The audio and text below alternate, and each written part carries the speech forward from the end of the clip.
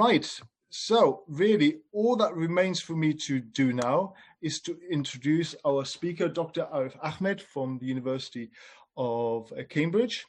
He studied mathematics at Oxford University and philosophy at Sussex and Cambridge.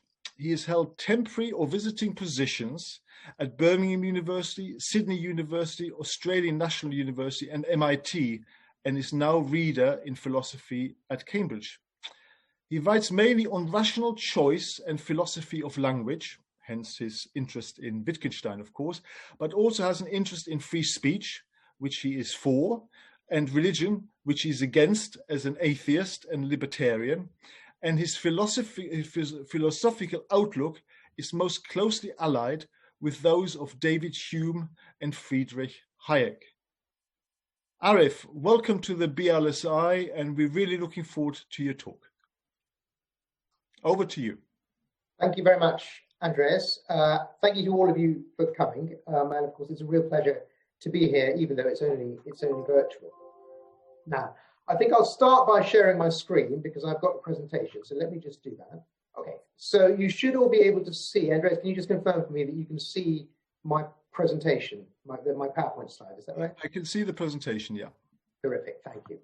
Okay, so I'm going to talk to you today about Wittgenstein, and in particular about a work of his which was published 100 years ago this year. And this is his first major work in philosophy. There were two works of his, the Tractatus Logico-Philosophicus. So I'll be saying something about its background, the sort of streams of influence that led into it, something about what it's trying to do, and something about, why it should be studied and why it remains important. Now, obviously, with a work of such colossal scope and interest and importance as Wittgenstein's Tractatus, it will be impossible for me to even scratch the surface of all of the streams of influence that led into it, or even all of the things that it's trying to do. So I'm just going to pick out some of the things that were important to me and that I think matter. But of course, there's a great deal more to say about this work. I mean, in terms of streams of influence that led into it, there are, even within the sort of Austrian tradition, there's influence from people like Krauss and Luce on the one hand, and then influence from scientists like Boltzmann on the other hand. So there's a great deal to be said about those sort of different streams of influence. And as I say, I'm only going to pick out a few of the things that I think are especially important. Okay, so that's him. That was him about the age of 40, I think, when he was here in Cambridge, for the second time. All right, so just a brief bit of biography of this philosopher. So he was born in Vienna, 1889, the son of a famous steel tycoon, one of the richest families in Europe, actually, not just in the Austro-Hungarian Empire. He was deeply embedded in the culture of the time and place. So family, friends, visitors to him home included Brahms, Klimt, Mahler, and Bruno Walter. He had as a cousin the almost equally famous and brilliant Austrian economist Friedrich von Hayek. He himself was brought up in a very severe way, so he was educated mostly at home, and his family life was, I think troubled is something of an understatement. 3 of his 4 brothers went on to commit suicide. One of them, the other one, the famous one, was Paul Wittgenstein, who was a concert pianist. You may well know about him. He lost an arm during the First World War, and then after that, Ravel composed his piano concerto for the left hand in G major for Paul Wittgenstein. Ludwig was a contemporary of Adolf Hitler, who was born around the same time. I believe the two were at the same school, I think around 1901 or 1902. There's no evidence that there was any great influence between them, or indeed even that I know that they ever met. Although they were in the same age, Wittgenstein was a year ahead and Hitler was a year behind, so they were actually in separate classes in any case. And as I said, I think that was around the turn of the century when that sort of intersection took place. Wittgenstein himself went on to study engineering, aeronautical engineering, in Vienna and later in Manchester University of this country. He became interested during that time in logic and mathematical logic and the foundations of mathematics. And it turned out that the best person to study with at the time on that subject was Bertrand Russell in Cambridge. So he went to Cambridge to visit Russell and formed an interesting relationship with the older man. Russell at the time, I guess, was about in his early 40s.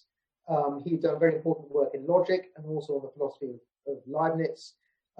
And he and Wittgenstein, as I say, had a strange relationship. On the one hand, Wittgenstein impressed Russell as the sort of stereotypical example of a genius, someone who was passionate, committed, deeply concerned with the problems of philosophy that he used to discuss with Russell all the time.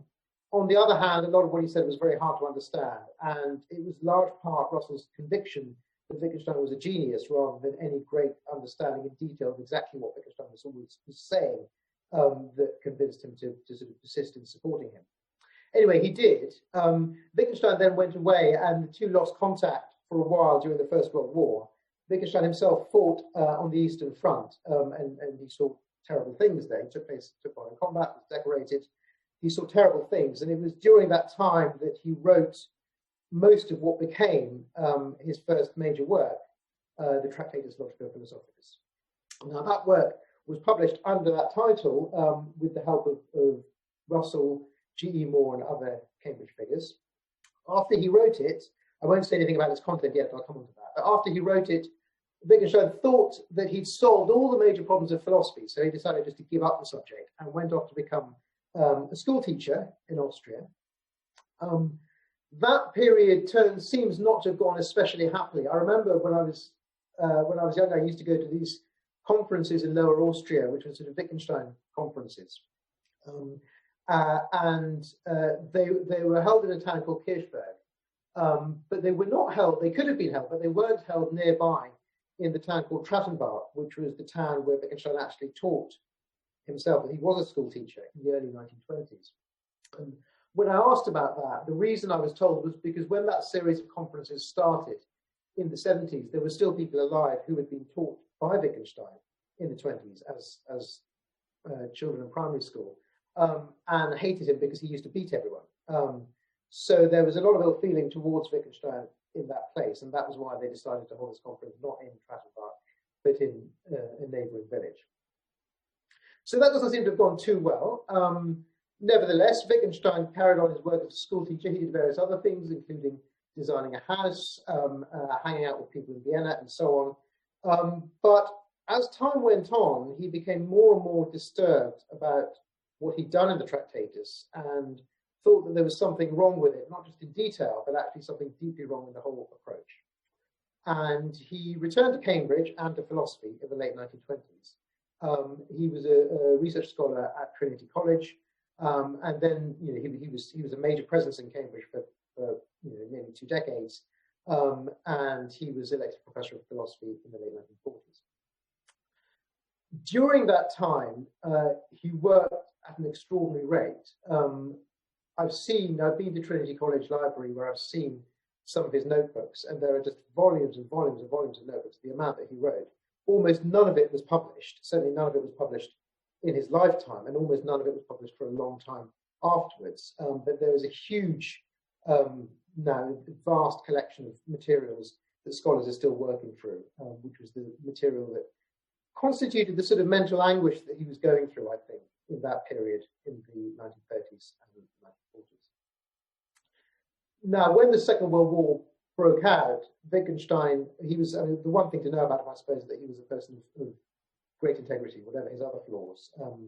And he felt there was something deeply wrong, with being in his relatively luxurious position as a professor of philosophy in Cambridge whilst there was a war going on.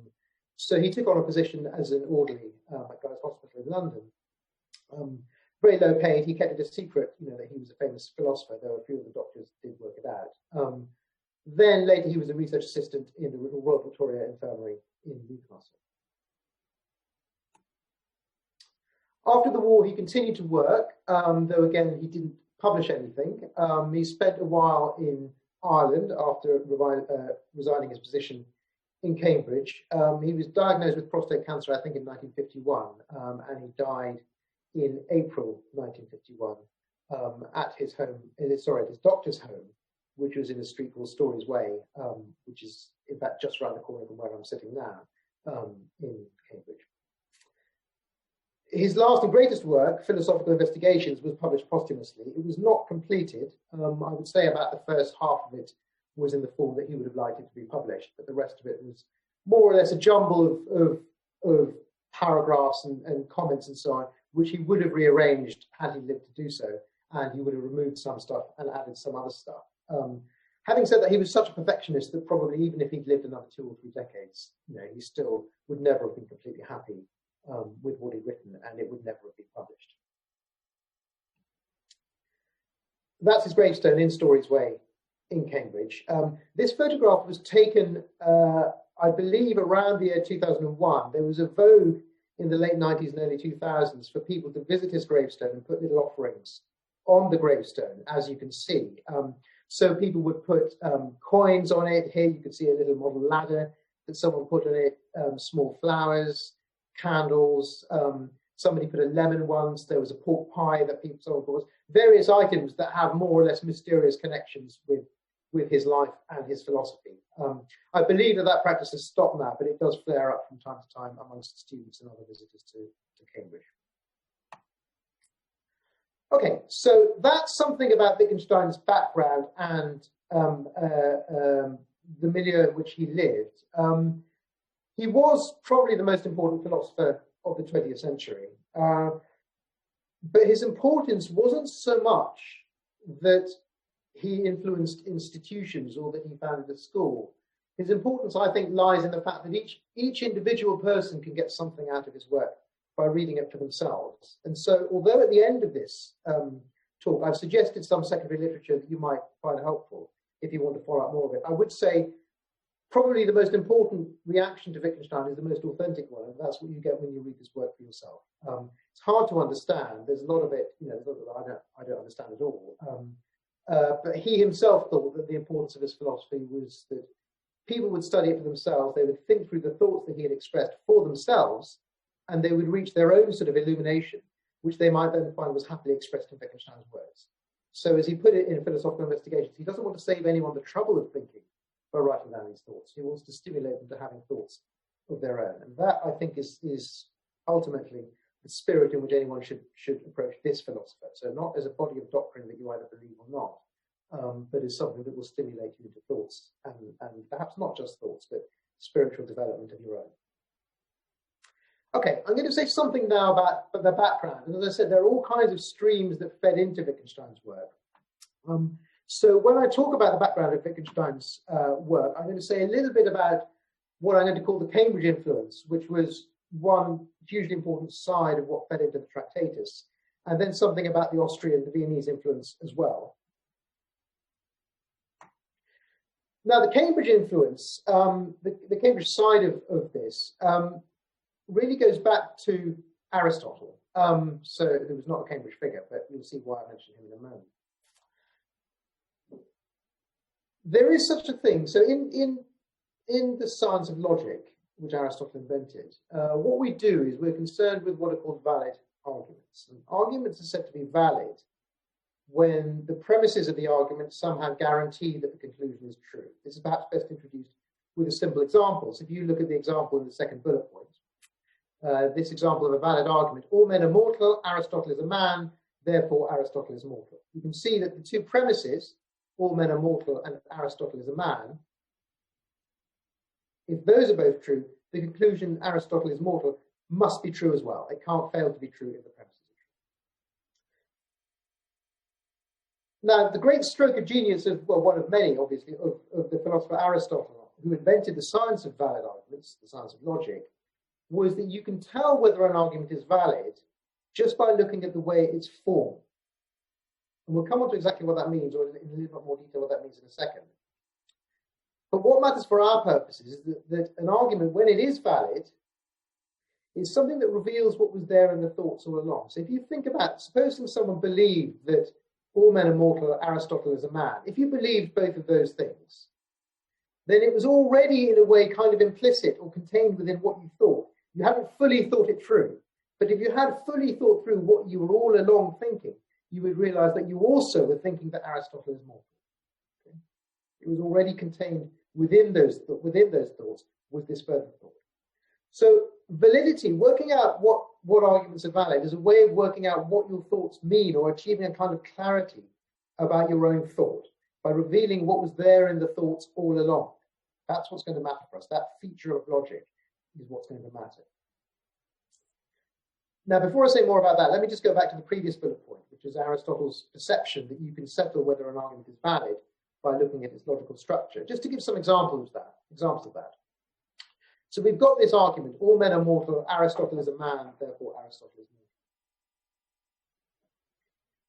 What he meant when he said that you can tell it's valid by looking at its structure is that another argument with the same structure is also valid. So if we change that to all Greeks are mortal, Aristotle is a Greek, therefore Aristotle is mortal. Again, that's an equally good argument.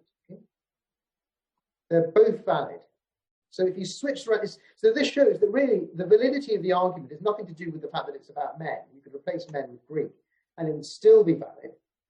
So that's not the feature that's making it valid. It's what Aristotle called its logical structure, not its subject matter, that make it valid. And then to go back to the example again, we can change the word mortal. So all men are mortal, Aristotle is a man, therefore Aristotle is mortal. That's, of course, valid, and so is this. All men are rational, Aristotle is a man, therefore Aristotle is rational. What this example also illustrates is that when an argument is valid in this way, we're not saying that the premises have to be true. What we're saying is that if the premises are true, the conclusion must also be true.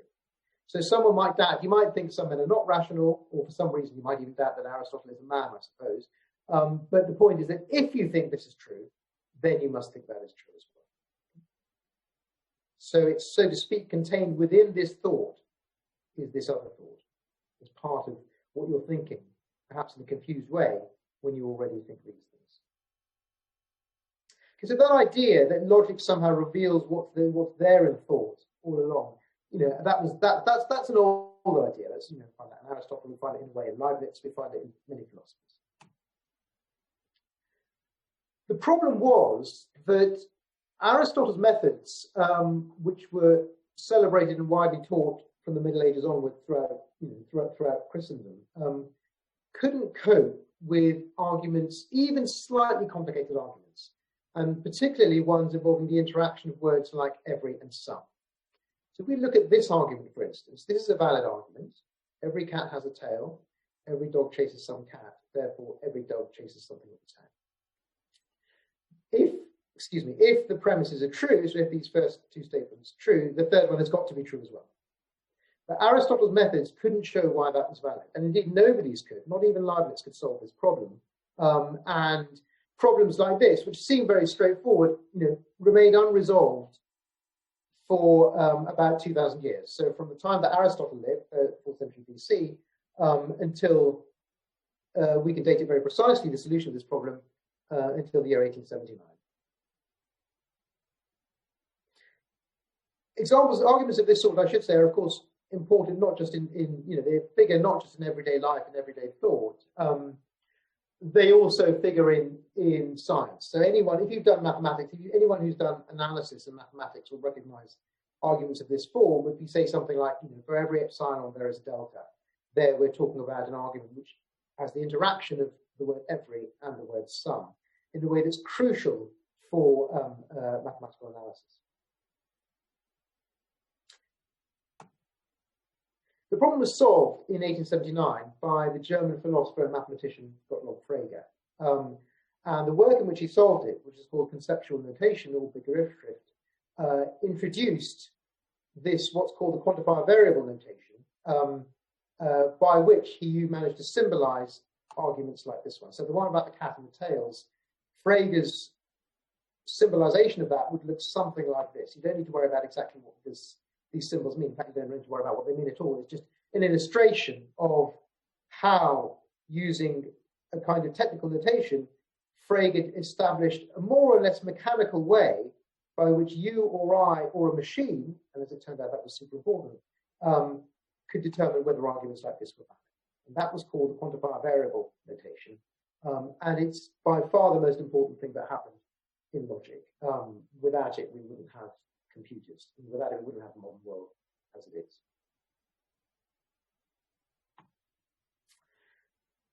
Now, Frege himself took an interest in that development, which was not technological, but philosophical, because what Frege cared about, and later also his colleague Bertrand Russell cared about, was that method could be used to understand something that had troubled both of them, which was our knowledge of mathematics. So for Russell in particular, it was a puzzle how it is that we could know mathematical truths. We could know about prime numbers, even though no one's ever seen one. We could know about infinitely many prime numbers, even though nobody can reach into infinity. We can know about geometry, we can know about complex numbers, analysis. All of mathematics seemed to be an especially secure but also mysterious branch of knowledge, which had troubled philosophers, of course, for centuries. Plato thought that mathematical knowledge was a kind of acquaintance with forms. Kant thought something similar, though, of course, for him they were forms of space and time. For Russell and Frege, what they tried to show was that mathematics is actually just a branch of logic. So once you know logic, once you know how to do reasoning like this, you essentially have all the tools in place for working out everything there is to work out in mathematics. And the great monument of that work was the multi-volume book of Bertrand Russell and his colleague Alfred Whitehead called Principia Mathematica, in which they tried to establish the entirety of mathematics on the basis of logic. That is, mathematics is just a byproduct of this process of clarifying thoughts. When we clarify thoughts, we work, we see that mathematics is true. Now, because it was a matter of proving everything using very simple logical instruments, like this quantifier variable notation, the process was extremely laborious, and it took them, well into volume 2 before they proved that 1 + 1 = 2, for instance. So this is the point at which Russell managed to prove that 1 + 1 = 2. So this is I think it's about halfway through volume 2. Volume 1 is about 500 pages, and volume 2 is about the same. Then this is about halfway through volume 2. So obviously it wasn't meant to be a practical procedure. It was just meant to be something of philosophical interest that was solving the problems that preoccupied Frege and Russell. Now, for Wittgenstein, all of this mattered, not mainly because of its connection with mathematics, but because it offered him an instrument for his own problems. So for Wittgenstein, the methods of logic, what Frege had discovered, was a way of casting light on all systems of symbolic representation. And for him, that meant all language and thought. So if you go back to what I said, remember that logic reveals to us what there was in your thoughts all along. It's a method of clarifying our thoughts. And what Wittgenstein saw was that we could use this extremely powerful new logical machinery in order to work out what we were thinking about all along. And for Wittgenstein, that didn't just mean working out what language was, it meant working out what thoughts were, and it even meant working out what reality is, because reality has to be something such that we can think and talk about it. And that was why he wrote in the Tractatus, logic pervades the world, the limits of the world are also its limits. Logic is not a body of doctrine, but a mirror image of the world. Logic is transcendental. It's a method, we can think of it as a method for clarifying thoughts and also for showing us the nature of reality itself.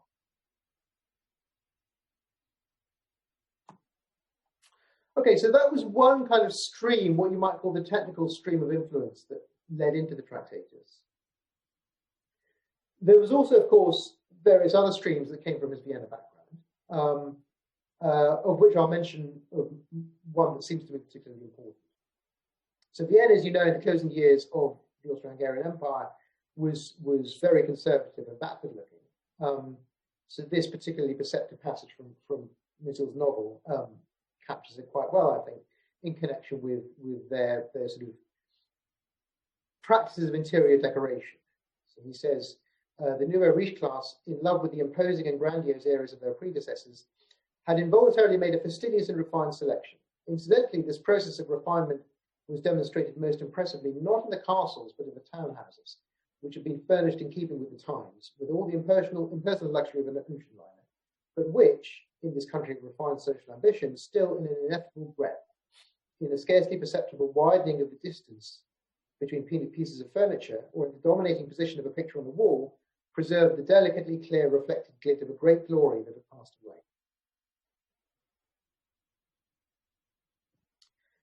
Now, the key fact about the modernist reaction to this, the one I want to emphasize, is its self-conscious rejection of that, the rejection of anything historically minded or eclectic or merely ornamental. We find it in music, perhaps most obviously, in the philosophy of musical philosophy of someone like Schoenberg, who wrote, for instance, music isn't merely another kind of amusement, but a musical poet's representation of musical ideas. These musical ideas must correspond to the laws of human logic. And we also find it when we think about, again, interior decoration. So this is an interior from, I guess, around 1900, a more traditional one that conforms to some extent to what I picked out in Musil's description. This, by contrast, was something by Adolf Loos. It's a sort of recreation of something dating from around 1912, I think, which was a children's room. And you can see the contrast in terms of eclecticism, historical elements, and also the sort of austerity that you find in this kind of interior. So these are just illustrations of the sort of thing that I mean. But I guess what I want to emphasize is that it wasn't just an accident that they took this approach. It was connected with a certain kind of desire for authenticity and honesty, which in philosophy has always been connected with the rejection of the past. Because in philosophy, authenticity means thinking things through for yourself. And that does, to a large extent, mean rejecting the doctrines of the past. And so a clean break with the past was closely connected with the approach that we find in the philosophy of Wittgenstein. A person who to some extent was an observer of this period, I mean, his own Viennese influences, I guess, go back a generation to people like Menger, was Wittgenstein's cousin, who was in fact, however, 10 years younger. That was Friedrich von Hayek, who said that what characterized the young men of this period was a radical passion for truthfulness. He said, he wrote, "This truthfulness became almost a fashion in that border group between the purely Jewish and the purely Gentile parts of the intelligentsia in which I came so much to live. It meant much more than truth in speech. One had to live truth and not tolerate any pretense in oneself or others. It sometimes produced outright rudeness and certainly unpleasantness." Well, it certainly produced both of those things in Wittgenstein, but what matters a lot more is that it also produced a certain kind of passionate dedication to truth and intolerance of pretense, perhaps most importantly in oneself. And I guess it's easy enough to see the connection between that and what I said about the Cambridge stream of influence. Because logic, as I described it, was an instrument for being clear about what you yourself think, about the thoughts that are passing through your head. And we can see the application of logic in this connection as almost a moral instrument, or as an instrument of authenticity by which you become transparent to yourself. So that instead of just thinking things in a vaguely muddled way and having a more or less muddled view of things, you actually apply logic to see what it is that you really do mean by your thoughts, if you mean anything. And so you can think of logic as a form of spiritual self-discipline, and indeed that was how Wittgenstein himself came to see it. All right, let me now move on to the actual content, or rather some parts of the content of the Tractatus itself. And the points that I've been trying to make are connected, as I said, with one another, but also with the central message of the Tractatus, which is that anything that can be said or thought at all can be said and thought with complete clarity. And Wittgenstein, as I've suggested, used the logical methods of Frege and Russell to achieve this clarification, but the point, as I've also suggested, could be described as ethical. It's the ethical self-discipline of logic, which is the total clarification of what you think when you think about anything, including the most important things in your life. And of course, it was no accident that Wittgenstein was doing these things, in the First World War, when many days he didn't know whether he was going to live to see another day. He was seeing combat quite a lot, and he was seeing a lot of terrible things during that period. And these are the things that were occupying him during that time. Now, I'll give you an example. It's a deliberately sort of trivial and simple example to get the idea across of how this logical analysis by which we understand our thought with clarity could be effective. This is in fact Wittgenstein's own example from his later work, Philosophical Investigations. So if you take a statement or a thought, when I think my broom is in the corner, what I'm really thinking is that the parts of my broom are connected and that they're both in the corner. So the brush is in the corner, the stick is in the corner, and the brush is connected to the stick. Right, so that's, so to speak, a kind of trivial, almost trivial example, but it gets across the idea that when you think something, what you do is you analyze it, or what you're supposed to do is analyze it into its parts, and think that what you're really thinking is about the interaction of those parts. And this kind of analysis continues using the instruments of logic until we get down to the basic constituents of reality. And those are the things that all our thoughts are really about.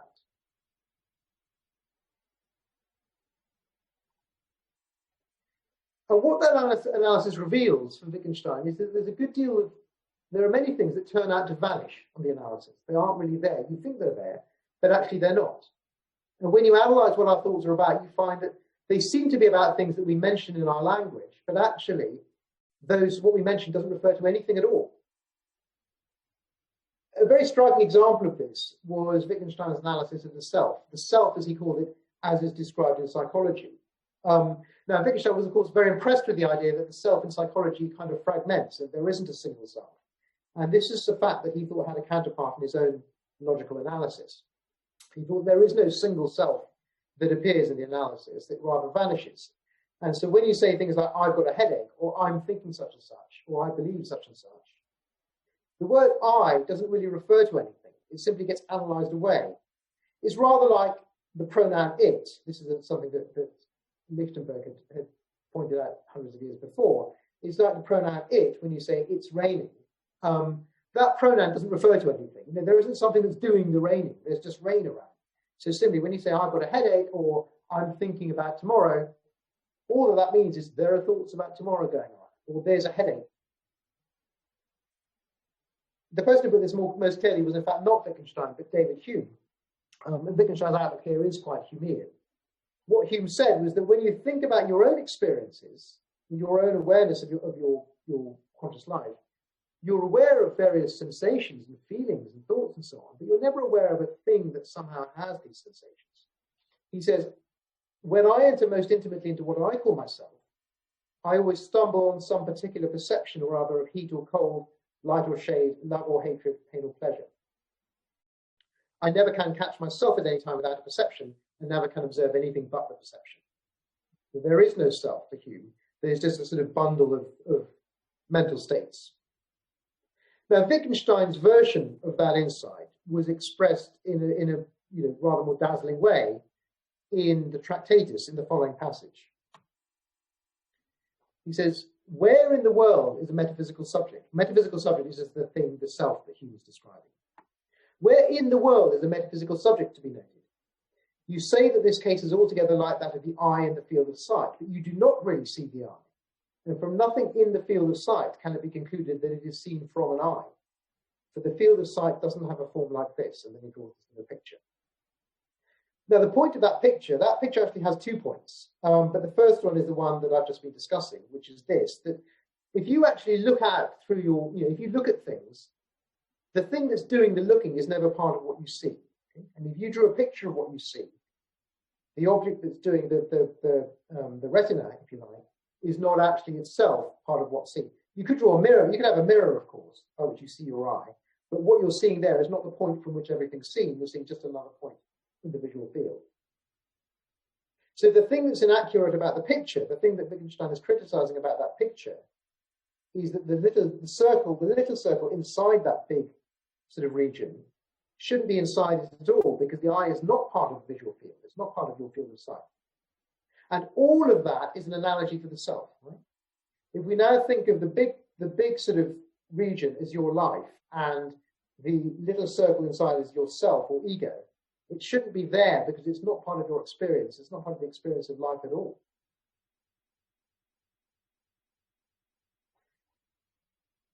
The second point that Wittgenstein is making with that picture is one that he picks up somewhat later, and this gives an illustration of the sort of ethical insights that he thinks can be gathered from an analysis of language. 6.4311, this is a much later section of the Tractatus. He says, death is not an event in life. We do not live to experience death. If we take eternity to mean not infinite temporal duration, but timelessness, then eternal life belongs to those who live in the present. Our life has no end in the way in which our visual field has no limits. Now, the point about death can in part be understood in connection with the thing that I just said about the self. If there is no self, if Hume was right, that there is no self, there's just a bundle, then there is nothing that came into existence when you were born, or conceived, or born, I guess, and goes out of existence when you die. There's a bundle of mental states, but that bundle contains elements that it didn't contain, when you were a 5-year-old child. And in 10 years' time, it'll contain completely different elements. There's no common elements to that bundle that exist throughout your life. So death itself, if that just means the dissolution of the bundle, is something that's already happened. Death isn't an event in life. There isn't a thing that actually, encounters death. Hume took a similar attitude. You can read it if you read when Boswell visited Hume towards the end of his life. Hume Boswell thought, for an atheist, surprisingly relaxed about his own forthcoming death. But part of Hume's reason for that was because of what Wittgenstein is saying here. The other thing that Wittgenstein is saying is that our life has no end in the way in which our visual field has no limits. And again, he's alluding back to the analogy with this picture. The visual field has no limits in the sense that not only is that picture wrong in that the little eye is inside the big region, but also the big region is drawn as though it has limits. And you don't see your visual field as having limits at all. So if you look, if you sort of very quickly turn your head, it's not as though there's a sort of edge to your visual field that you can ever see or catch. And similarly, Wittgenstein thought life was not something which we can conceive of it as having an end or an edge. Okay. Another example of what Wittgenstein thought logical analysis could reveal was judgments of value.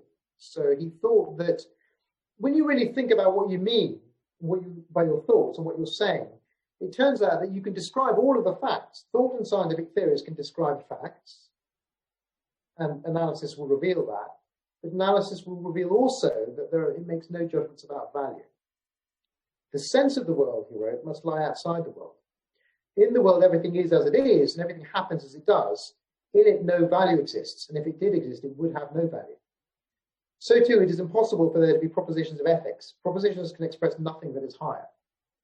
I think part, at least, of the reasoning here is that if there were facts about what's valuable, what's right and wrong, and so on, these are facts to which you could yourself take one or another attitude. You might take this ethical attitude, you might take that ethical attitude. But what matters is the attitude and not the facts. The facts themselves are not really the subject matter of ethics. Ethics is about the attitude that you take towards the facts. One influence on Wittgenstein, which I haven't mentioned, which is very important in this connection, was the thought of Tolstoy. And particularly, I guess, Tolstoy's later work. So the sort of, I don't mean War and Peace, I mean the sort of moralizing Christian stuff that you get, in the later 19th century, Tolstoy. When he wrote very sort of insightful and powerful and simple stories about Christian life and the life as the gospel tells us to lead it. And Wittgenstein read those during the war. He was deeply influenced by them. And that, I think, had a massive influence on the way in which he thought value ought to be understood. And these are the places where it comes out in the Tractatus. But, in a way that's characteristic of him, he fused that sort of deeply anti-intellectual Tolstoyan insight with highly intellectual and sophisticated use of logical machinery from Frege and Russell, as I've mentioned.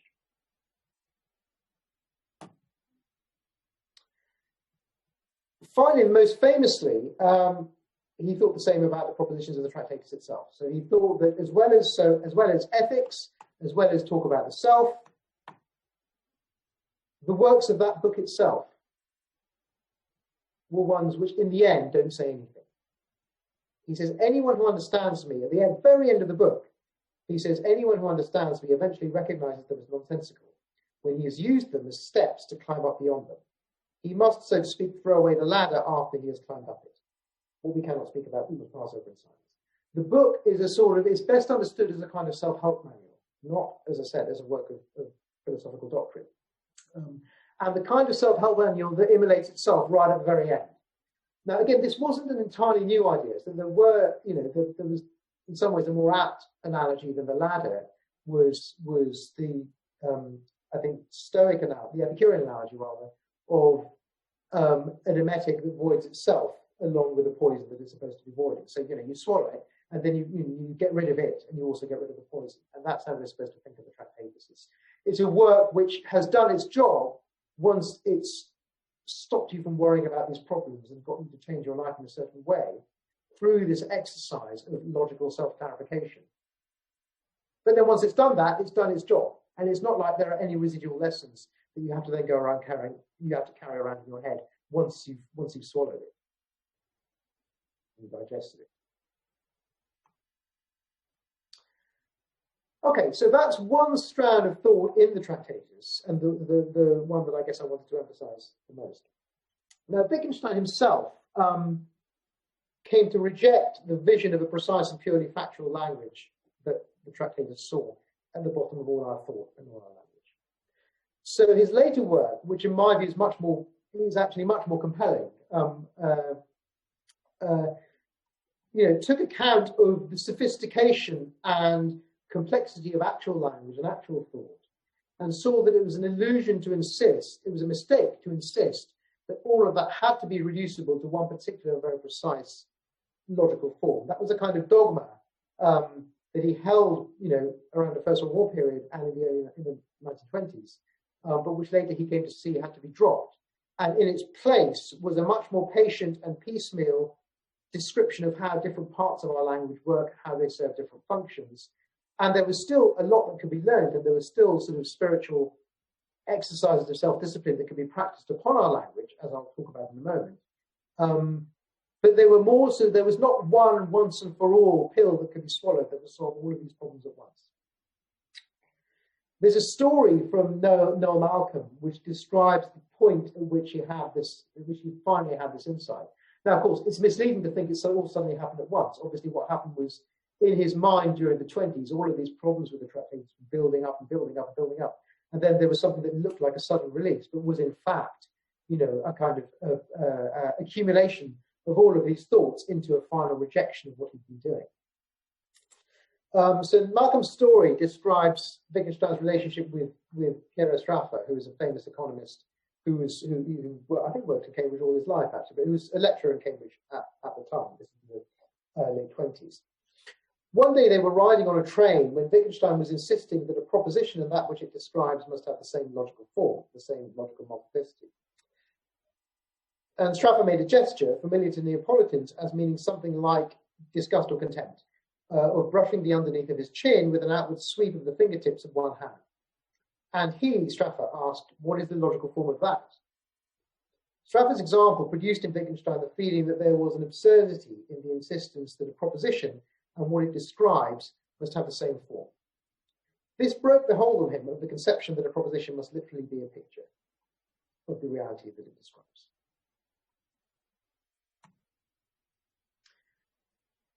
That insight was expressed in his later work in Philosophical Investigations in the very sort of agonized sections between around section 100 to 136 of that work. Here's one example. He writes, the more closely we examine actual language, the greater becomes the conflict between it and our requirement. Our requirement here refers to what he wanted in the Tractatus, what he wanted language to be.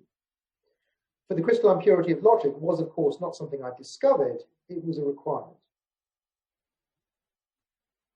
So in the end, he came to reject what was going on in the Tractatus, but he agreed, and I think it's right, that there is something important and valuable about what the Tractatus is trying to do. And that's because there is something important that we must each practice for ourselves in the self-discipline of clarification of our thoughts. And quite often, in fact, pretty much all the time, people go around with various thoughts, as you might call them, dancing around their heads, which are really things that have been put in their heads by, what they learn at school, or the newspapers, or what they hear on TV, or the internet, or what their friends say to them. But they've never really thought, what does this actually mean, or what's this actually saying? But rather just sort of parrot it. And the parroting can go on internally as well as externally. It doesn't just mean they say things to others, it means they say it to themselves as well, without having a clear understanding of what this meant.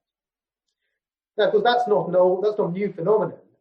And Mausner, whose influence on the Tractatus is greater, I think, than Wittgenstein's one reference to him in that work suggests, was obviously someone who was keen to point this out. In his day, of course, by which I mean the last period of the Habsburg Empire, the use of such language could serve political ends, and there he was concerned with racist or nationalistic uses of it. So, for instance, terms like Volk and Reich and so And the way that logical analysis can address these sorts of problems is because it can replace generalizations about society or the state or the people with an insistence on being clear about what exactly that means. So when we say, for instance, even today, if we say society benefits from this, or this part of society benefits from that, or our society is racist, we have to understand what that's actually saying in terms in which it can be analyzed into. So what is that saying about the specific behavior of this individual or that individual? What is it saying about the effect of this or that on some other individual? So there's a need for a certain kind of intellectual hygiene that logic can help us to achieve, simply by trying to interrogate the contents of our own thoughts, finding out what was there all along in our thoughts.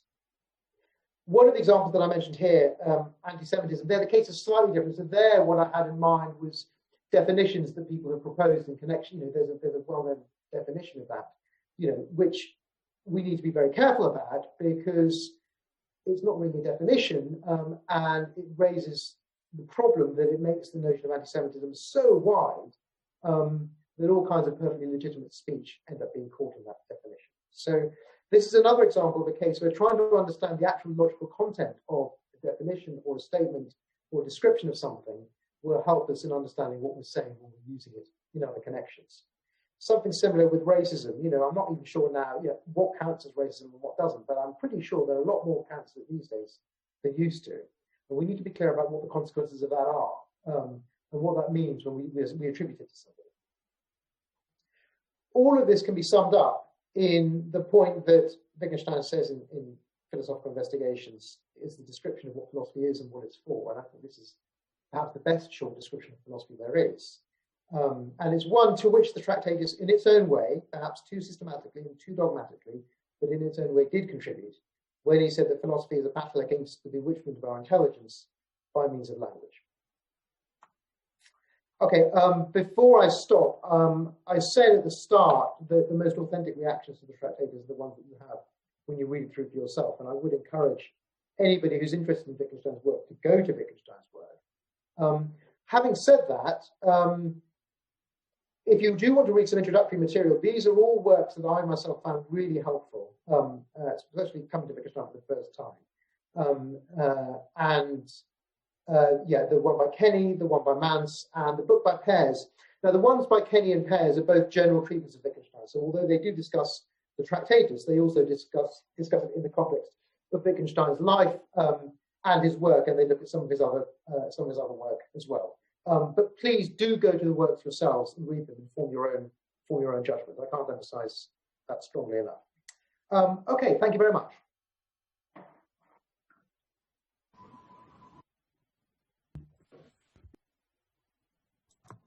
That's great. Thank you very much indeed, Arif. That was a very, very interesting summary of Wittgenstein, his life in Vienna and the milieu there, as well as his philosophy. Sometimes, speakers don't really go into the detail and the complexity of the Tractatus. So it's really, really helpful to actually understand that in a bit more detail. I think it might be nice for all of us to just unmute and give Arif a round of applause for his speech. That was really good. Thank you very much.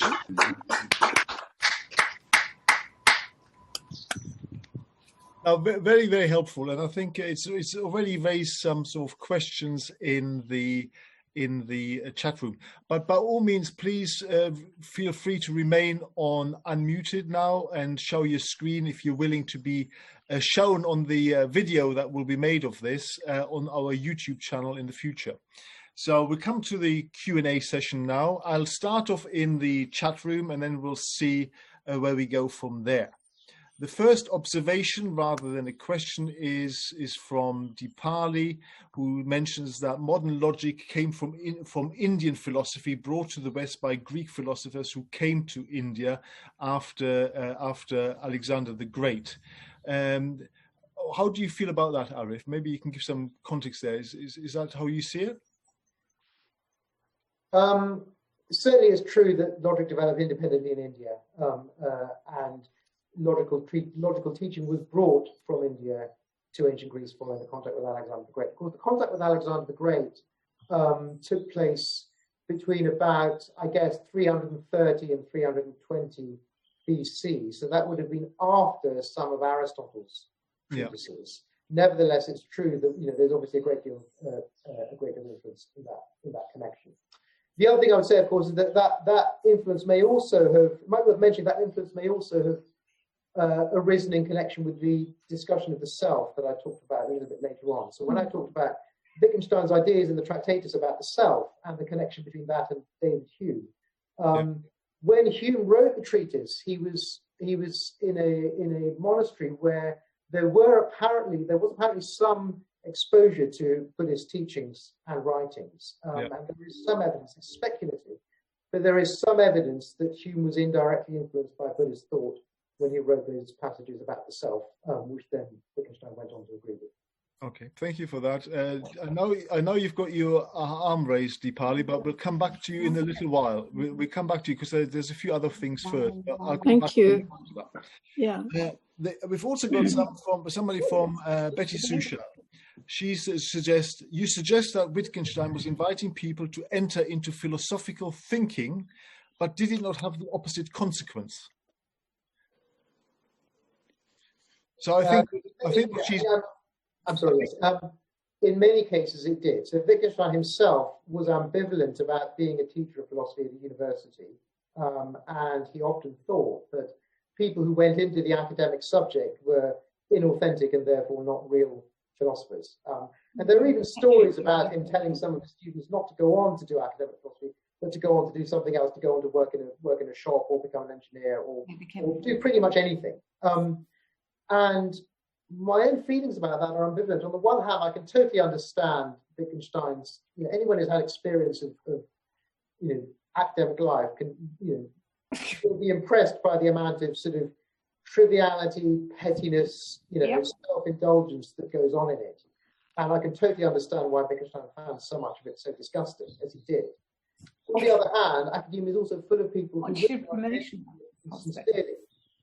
in search of truth in whatever way it is, and who also care genuinely and sincerely about the sort of intellectual development of their students. So there are two sorts of sides to that, and I can sympathize with the fact that sometimes that approach was counterproductive, but in other cases I think it wasn't. Okay. Now, the reason why I waited for Deepali is because she's made a second observation, which is closely aligned with Betty's previous view. It seems as if he was swimming in a sea of philosophical cogitations and wondering where it would take him. So again, Arif, have you got any view on that? I mean, obviously, he followed his logic through to the end, I suppose, is what this means. I think that's right, and I think one thing I would emphasise, as I say, is that the key to his personality was his integrity. There was a great deal about him that people loathed, and one way or another, he even had a malignant influence on my own department, which lasted to even quite recently. Having said that, he was a person of great integrity, and he would always take his thoughts where they would lead. Always follow his thoughts where they led him, whatever that meant. And so for that, I think he's in many ways a model of a philosopher. Okay, I mean the one question I have, I suppose, is: did World War I, in which he obviously participated as part of the Austrian army, did that have any impact on him in terms of trying to find sense and meaning in logic, with all the chaos that he experienced in the real world around him? Yeah, absolutely. So he if you look in his notebooks for the First World War, there's a period where he spent most of it is sort of very detailed discussions of issues in logic that he'd been talking to Russell about, when he was in Cambridge before the First World War. And then suddenly in 1916, there's this change where he suddenly talks about life, the meaning of life, his own place in life, the self, God, but also his conviction that those things are deeply related to the nature of logic. So he thought that those things were intimately connected. And part of the reason for that change, I think, was because of what was happening at the time. I think this was the time of the Tannenberg offensive. So it was a time when there was a lot of fighting going on, and that was a time when he thought each day he wouldn't live to see the next day. So it had a massive influence on him, gave him a certain kind of urgency to his thoughts. But I think it would be misleading to think that he had a sort of superficial way of thinking about things until then, and suddenly was jolted into thinking about his life more seriously. I think he was a person of great seriousness from the outset. I don't think the First World War made him, in that respect, suddenly more serious. Okay, no, that's fine. I think we've Eleanor is also commenting. So why do we, in inverted commas, illogical music and language generally appeal to humans so much more than abstract pure logic? Well, I guess part of the answer to that depends on what you think about, whether you think music is logical or illogical. So, for instance, obviously, someone like Schoenberg would have thought that music does have its own kind of inner logic, and that's part of what's appealing about it. And Leibniz thought the same as well. He thought that actually you think it's illogical, but when music is a kind of way of engaging the same kinds of logical capacities implicitly as mathematics and logic are doing explicitly. Wittgenstein's view on it would have been somewhat different. And of course, for Wittgenstein, there are some aspects to life and meaning that just can't be spoken about. Those are sort of parts of our life that music engages with. But my own view is probably more sympathetic to Schoenberg or Leibniz. That is to say, there isn't a sharp distinction between the kinds of intellectual and spiritual engagement that we enter into when music appeals to us, or when philosophy and logic and mathematics appeal to us. Okay. We then have a comment about Groucho Marx making a similar syllogism to Plato is mortal, etc. We're not going to go over that, but Joe Houlihan is asking a question: what would he make of the political use of language today, where most words are given reassuring cover to movements and ideas that are anything but reassuring, a sort of a nominative misdirection? Yeah, thanks very much. Yeah, that question does sort of go to the heart of the sort of things that I was trying to emphasize right at the end, which is that it was just that's just the kind of thing he would regard as the bewitchment of our intelligence by means of language. Now, Wittgenstein himself wasn't explicitly political in the way that Bertrand Russell was. So he didn't himself talk about these political misuses of language. But had he been, anyone could have seen that his own philosophical work lends itself to a sort of diagnosis and therapy of just those sorts of things that are happening, just as you say, nominal misdirection. And of course, that's not new. That's, language has been used in these ways, by philosophers, politicians, and others for centuries. It's something to which we should always be alert. Yeah. Okay. And Bernadette also makes a point about his approach, not just to philosophy, but also to design and architecture, given that he built, I think, his sister's house in Vienna. And obviously he's sort of working out his philosophy in terms of the design of the house itself. Yeah, exactly. So that in some ways is as good. I didn't use it because it was somewhat later, it was from the mid-20s rather than from the pre-war period. But that's an example of the sort of modernist style that illustrates the austerity of Wittgenstein's thought and also the uncompromisingness of it. And I believe that when he was building it, it turned out that one of the floors was like 2 inches too low or something like that. So he had the whole thing built again, the whole thing knocked down and built again, so it could be raised a couple of inches. I think that house is now, it's an embassy in Vienna. I can't remember which country's embassy. It might be. It's Bulgaria. Yeah, that's right. Yeah, okay. Richard says, thank you very much, Arif. A wonderfully clear talk. It raises some important reminders about remaining vigilant about the ethical and political implication of our use of language. And he was struck by the influence of Mautner, who was also influential on Beckett's thinking about language from the 1930s.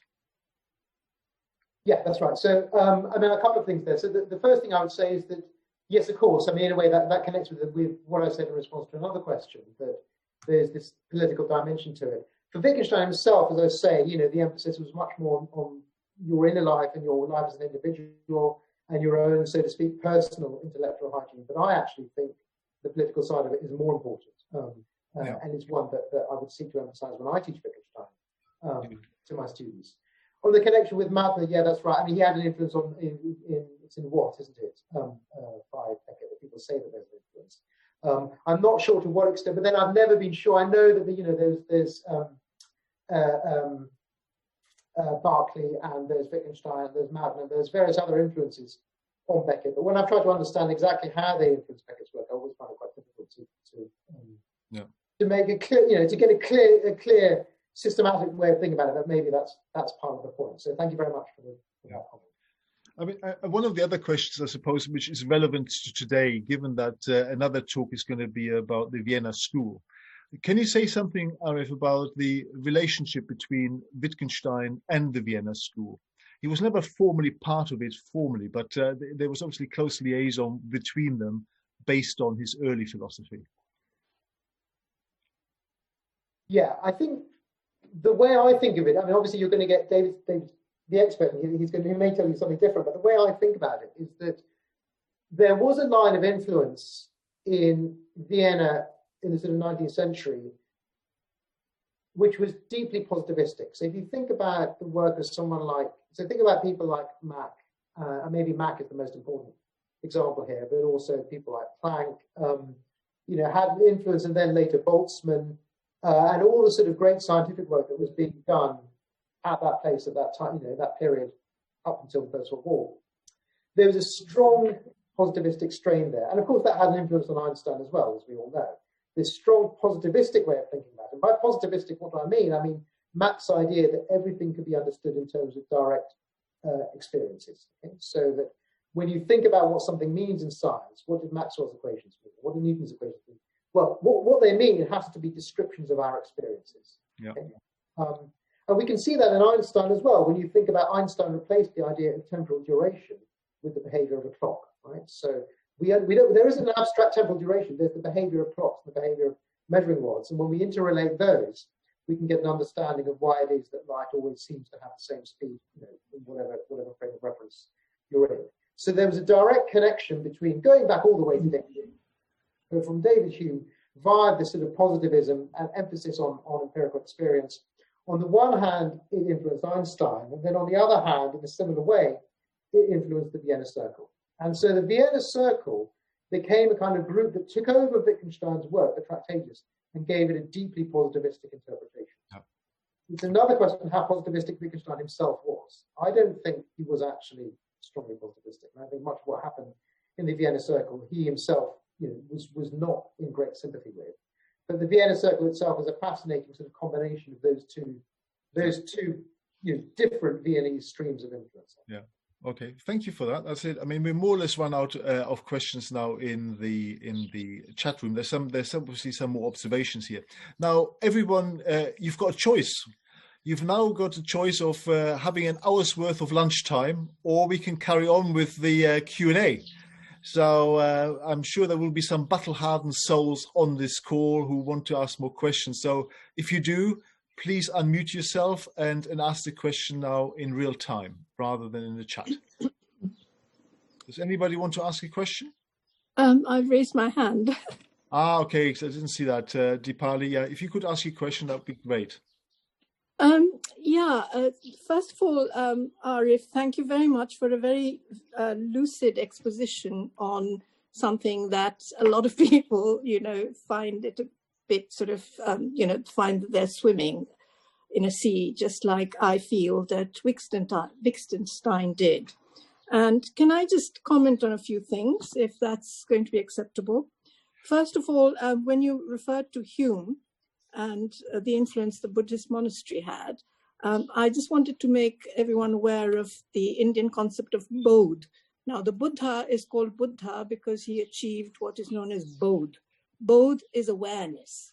And that awareness is what the Indian philosophers were after. Deepali, sorry to interrupt, but I mean, we're in a question and answer session. I know. Exposition I'm just making session. a couple of quick points because my next point refers to Wittgenstein's, the swim that he had actually developed from the German and Austrian or the Central European interest in the philosophy, the doors of the philosophy which were opened by Goethe when Goethe researched the Indian Vedas. And the chakra and the swastika are symbols which symbolize the beginning of creation, what is the material world. and the questions led to the start of the material world, which actually originated in a core, and so time was related to existence. Existence and time were related, and this concept fascinated Goethe, and that was sort of the beginning of this delving into these questions, and hence the swastika symbol was actually used by Austrians at that time, and Hitler, as we know, was born in Austria. No, thank you, Deepali. We really need to cut it short now, and we're all very Can I just conclude why I brought this up, if I may? Well, can we, if you have a question, Deepali, please ask it. If you don't, then we'll move on to somebody else. Well, it's a sort of a question and a philosophical comment as well. But there's lots of people who would like to ask a question. So if you can ask a question, but please be very brief, maybe 5-10 seconds. So philosophy is bold. Bold is awareness, full stop. That's all I'm going to say. And it's a Sanskrit word. Thank you. Okay. Good. Well, I don't think you need to respond to that, Arif, because that wasn't a question. It was more of a sort of. I would like Arif. Deepali, please. I need to mute you now because I think we just need to move on. But thank you very much for your contribution. Does anybody else want to actually ask a question? If you do so, if you could be brief, please, that would be very much appreciated. Howard, you're raising your hand. Yes. There are no problems in philosophy, but only puzzles. The famous disputation between Karl Popper and Wittgenstein. I wonder if you could comment on that. You've already hinted at it by saying that Wittgenstein regarded there being puzzles, but no metaphysics. Thanks very much. So I'll say, I do want to make one brief comment on what you finally said, which is, of course, to say, of course, that what she says is quite right. And in fact, there are many lines of Indian influence on Wittgenstein. And one that I've mentioned that I haven't so far is via Schopenhauer. So Schopenhauer was obviously deeply influenced by Hindu thought himself, and in a way that connected with Wittgenstein's views about the self as well. In response to Howard's question, yes, thank you. I think Wittgenstein thought that there were no philosophical problems because he thought that the problems were really, at least in the period when he confronted Popper, he thought that the problems were really, so to speak, personal or psychological problems. The difficulty is that comes in squaring what Wittgenstein's official pronouncements about philosophical problems were with his own approach. So that if you look at philosophical investigations, his final work, it consists, in a large part of wrestling with problems in philosophy that could seem like traditional problems of metaphysics in a kind of linguistic guise. When he talks about private language, for instance, it seems as though he's talking about language, but actually he's also talking about traditional problems that faced people like Descartes and faced psychology ever since. And the other thing I would say is that, of course, that way of thinking about philosophy is itself not new. You find it in Berkeley as well, and other philosophers. Many philosophers have said there are no real philosophical problems. There are only these little sort of issues or paradoxes or puzzles that are left over once you misunderstand this or that. But when you understand it right, you'll see really there were never any problems in the first place. Yeah, that's a reasonably common move. It's not just Wittgenstein who's done that. Berkeley does it. Even Kant does it in his own way, and other philosophers do. And I think actually, myself, that's not a part of Wittgenstein with which I have great sympathy. I think one should be honest that there are genuine problems. Some of these are problems to which science can contribute the solution or can help to contribute the solution, as Popper saw. Some of them are problems that require a more conceptual sort of approach. But there are genuine problems in science, in the foundations of science, and so on, that philosophers, to which philosophers can make a contribution. Okay. Thank you, Arif. Jeremy, you've got a question? Yes, a very brief question. How does Wittgenstein distinguish between experience and reality, and how did that relate to his view of language? I didn't find any real reference to experience in your talk. I wonder what Wittgenstein's view might be about that. Yeah, so it's not as though, so I mentioned Schopenhauer, but it's not as though that particular part of Schopenhauer where he discusses the distinction between representation and reality, for instance, or experience and reality, comes in explicitly in the Tractatus, or even in philosophical investigations, except where he talks about the distinction as being an artifact of our language. So there are passages where he talks about how when you make a distinction between reality as it is, for instance, and reality as it's experienced by you, what you're really saying, he says in philosophical investigations, is that that's a way in which we can represent things. So we can divide up our representation to reality into a part that's how it really is, and a part that's how we experience it, or something like that. So he thinks of it as a distinction that can be made within language, rather than a genuine metaphysical distinction. But I mean, I will say his discussion of that in philosophical investigations is sort of lacunary and disorganized, and it belongs to some of the parts of that work which, you know, he probably would have, you know, rewritten and reorganized. Okay, good. I think we have 1:15. We're back in 45 minutes for the next talk by Professor Stephen Frege on the genesis of psychoanalysis and Sigmund Freud. So if there are no further questions at this time, then I think we should just unmute ourselves once again and give Arif a big round of applause for the Q&A session. So thank you very much. Thank you, everyone. Thank you very much indeed. Excellent. Much appreciated. And we shall see you all, no doubt, at 2:00. And I think I liked Arif's kind sort of segue from psychology of Wittgenstein into the psychology of Freud, and all within one city. How amazing is that? I shall see you all at 2:00. Bye-bye. It's very good. Very good indeed, yeah.